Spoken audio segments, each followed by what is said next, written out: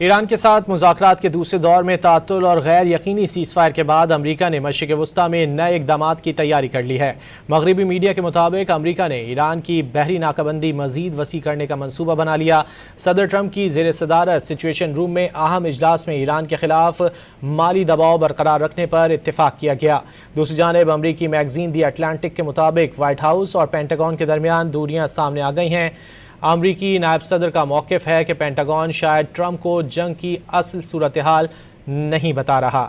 ایران کے ساتھ مذاکرات کے دوسرے دور میں تعطل اور غیر یقینی سیز فائر کے بعد امریکہ نے مشرق وسطیٰ میں نئے اقدامات کی تیاری کر لی ہے۔ مغربی میڈیا کے مطابق امریکہ نے ایران کی بحری ناکہ بندی مزید وسیع کرنے کی منصوبہ بندی کر لی ہے۔ صدر ٹرمپ کی زیر صدارت سچویشن روم میں اہم اجلاس میں ایران کے خلاف مالی دباؤ برقرار رکھنے پر اتفاق کیا گیا ہے۔ دوسری جانب امریکی میگزین دی اٹلانٹک کے مطابق وائٹ ہاؤس اور پینٹاگون کے درمیان دوریاں سامنے آ گئی ہیں۔ امریکی نائب صدر کا موقف ہے کہ پینٹاگون کو شاید ٹرمپ کو جنگ کی اصل صورتحال نہیں بتا رہا۔